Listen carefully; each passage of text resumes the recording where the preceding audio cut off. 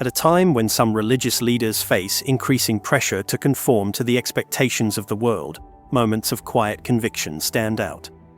In an era where remaining faithful is sometimes misinterpreted as inflexible, and silence is often mistaken for caution, a recent gesture has captured global attention, simple yet profound. Cardinal Joseph Zen, under the watchful eye of a government known for its tight restrictions, took part in an action that many now see as deeply symbolic. It served as a reminder of what it truly means to live one's faith with conviction, even in the face of uncertainty. Though he spoke no words, his gesture carried the weight of centuries of devotion, and it did not go unnoticed in Rome. Today in Hong Kong, leading a Eucharistic procession is no longer seen as a routine liturgical event. In the current climate, it's a decision that may come with personal consequences. Since the implementation of the national security law in 2020, public gatherings in Hong Kong, especially those tied to religion, have come under increased scrutiny. Expressing one's Christian faith openly, particularly outside the boundaries of the state-sanctioned religious framework, can now be viewed as a bold and risky act. Across China, several bishops in communion with the Vatican have reportedly been detained or have gone missing. In some cases, church leaders are appointed without papal approval, as part of ongoing efforts to align religious practice with government oversight. Even in Hong Kong, where freedom of religion has traditionally been more protected, public displays of faith are increasingly seen as sensitive. Religious expression is tolerated, so long as it remains private and low profile. In this environment, every traditional act of worship takes on a new significance. It becomes more than ritual. It becomes a quiet statement of resilience. At 93 years old, Cardinal Joseph Zen remains a prominent figure. As the Bishop Emeritus of Hong Kong, he has long been recognized as a steadfast voice for religious freedom in the region. In May 2022, he was arrested under allegations of collusion with foreign entities, a charge that drew international concern and was widely interpreted as part of broader efforts to limit independent religious expression. Cardinal Zen is not affiliated with the state-approved religious institutions. He has remained committed to his principles, including his public support for the traditional Catholic liturgy. Despite his age and the risks involved, he has continued to speak out and stand firm. Though under constant surveillance, Cardinal Zen continues to be seen praying in public and guiding the faithful. Without seeking the spotlight, he has become a symbol, not of defiance, but of steadfast commitment to his beliefs. Behind diplomatic statements and formal agreements, the reality remains complex. In China, bishops are often selected by the government, at times without waiting for papal confirmation, despite agreements intended to preserve unity. The 2018 provisional agreement between the Holy See and China, later extended, was designed to bring greater cohesion. But instead, it has led to ongoing uncertainty, limited transparency, and a sense of division within the Church. The Patriotic Church in China functions under government supervision. It represents the officially sanctioned expression of religion and operates according to guidelines aligned with state policy. Religious communities that do not participate in this structure face restrictions, and in some cases, must practice in secrecy. Within this environment, Cardinal Zen continues to act, not through rebellion, but through the authority of tradition. His recent gesture on the solemnity of Corpus Christi stood out. Without official permission, but with deep spiritual conviction, he publicly honored one of the central celebrations of the Catholic faith. In an era when many spiritual leaders remain quiet in the face of pressure or choose to adapt their message to align with the prevailing norms, such a gesture reminds many of the enduring importance of spiritual courage. An elderly bishop, closely monitored by state authorities, did something that many in more comfortable and free environments no longer do. He celebrated the traditional Latin Mass.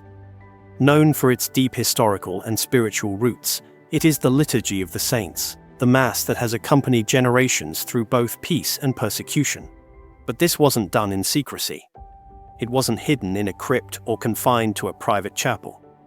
It took place in a parish, right in the heart of Hong Kong, a region where religious expression is increasingly watched and regulated.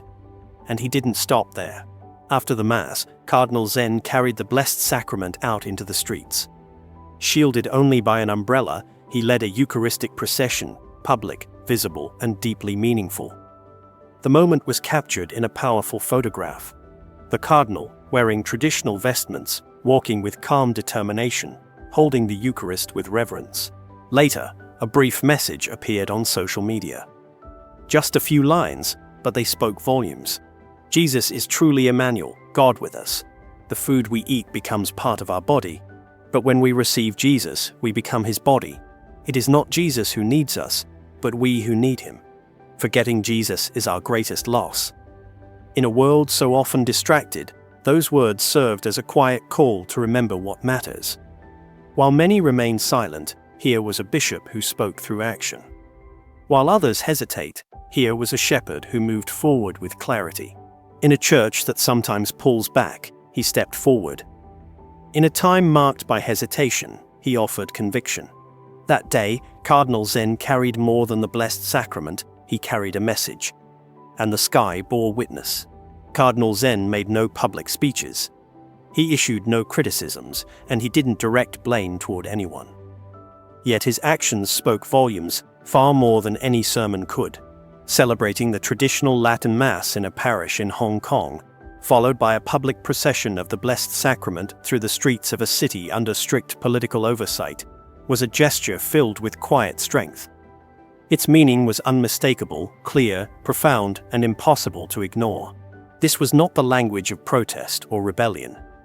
It was the language of the saints, silent, yet sharper than any sword. It was the language of tradition, gentle in its expression, yet firm in its foundation. At a time when the older form of the Mass is viewed by some church leaders as something to limit or phase out, Cardinal Zen's decision becomes more than a personal act of faith. It becomes a sign, a visible reminder of something that refuses to be forgotten. In other parts of the world, especially in places like the United States, the revival of traditional liturgy had been growing, especially among younger communities. But even there, many of these communities have faced significant restrictions. Chapels once filled with life have been shut down. Faithful worshippers have been asked to relocate. Young families who found in this form of worship a deep connection to the sacred now find themselves without the spiritual home they once cherished. His silence is not one of indifference. It is deliberate, an appeal, a quiet invitation to integrity. It is a wordless cry that echoes through the Church, reaching even toward the newly elected pontiff, Pope Leo Roman XIV, who, up to this point, has remained measured and cautious on matters of liturgy. But there are moments in history when silence cannot last forever. There are silences that must be broken, not with noise, but with presence. Cardinal Zen's gesture poses a question to the entire Church, one that Rome, sooner or later, must answer. Is tradition something to be feared or something to be embraced? Is it a relic that burdens us or a grace that lifts us? Do we protect what has been handed down out of love, or do we discard what we no longer understand? In an age where shepherds can sometimes be mistaken for functionaries, and where the language of obedience is occasionally used to justify passivity or compromise, Cardinal Zen offered a different vision.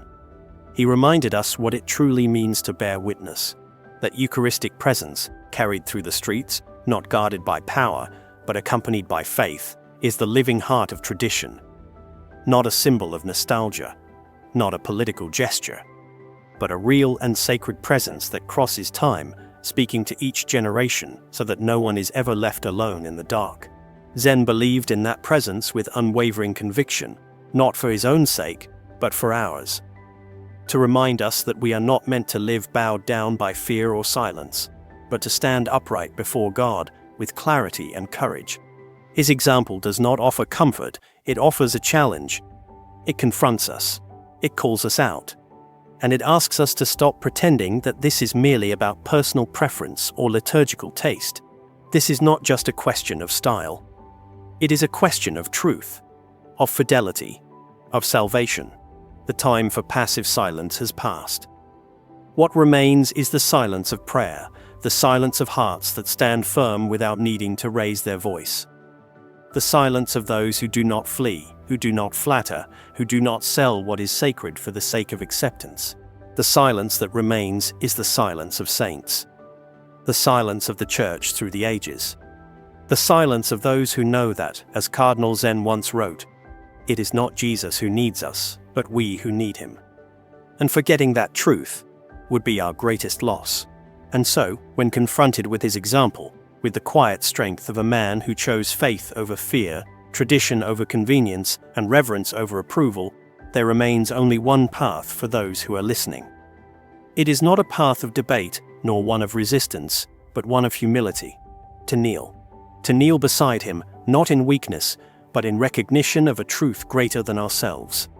And to rise again, not in defiance, but in fidelity, walking behind the holy presence he carried, the same Eucharistic body that still, even now, moves through the world. It walks not with noise, but with power. Not with politics, but with peace. And it passes through our cities, our streets, our hearts, quietly, steadily, calling each of us to remember what we have forgotten, and to follow where few dare to go. And so, standing before his quiet example, we are left with a decision, not one of ideology or opinion, but of posture, of heart, of response. There are moments in history when a single gesture, carried out in silence, speaks with more clarity than 1,000 voices. What Cardinal Joseph Zen offered that day was not a political act, nor a performance. It was an act of profound reverence, forged through years of prayer, resistance, and fidelity. At 93 years of age, under constant watch, he chose not to retreat, not to fade into the background, but to step into the public square holding Christ himself. Not to be seen, not to be applauded, but to remind the world, gently, silently, unshakably, that the presence of Christ is not bound by borders or laws or human control. In that moment, tradition was not an idea. It was not a theory. It was not a point in a debate. It became something alive, embodied, walking once again through the streets of a city. The Eucharist carried under the soft protection of an umbrella, in the heart of a city where every step is monitored, every move assessed, became more than ritual. It became proclamation. Not through protest, not through confrontation, but through peace. And so we ask ourselves, what do we do in the face of that kind of courage? What do we do when someone, with no power but faith, no voice but presence, walks in front of us carrying what is most sacred? There is only one honest response. We kneel. We kneel, not to a man, not to a moment, but to the truth he carried.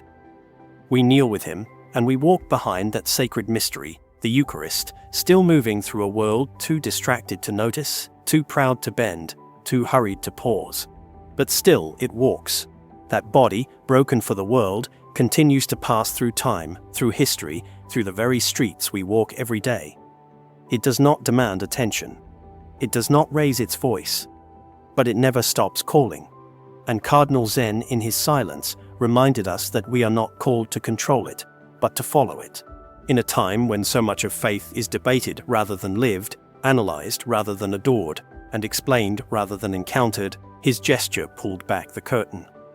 It reminded us that some things cannot be simplified. That holiness still speaks. And that tradition, when lived authentically, is not about preserving the past, it is about remaining rooted in the eternal. We live in an age of many messages. Platforms, headlines, and trends all compete for attention. But the most important things, the things that shape us most deeply, do not shout. They whisper. They echo in silence. They take the form of bread carried through crowded streets by a man who has nothing left to prove, and everything still to give. This is not about liturgical preference. It's not about being old-fashioned or modern. It's about recognizing that behind every authentic expression of worship is a question. Do we truly believe?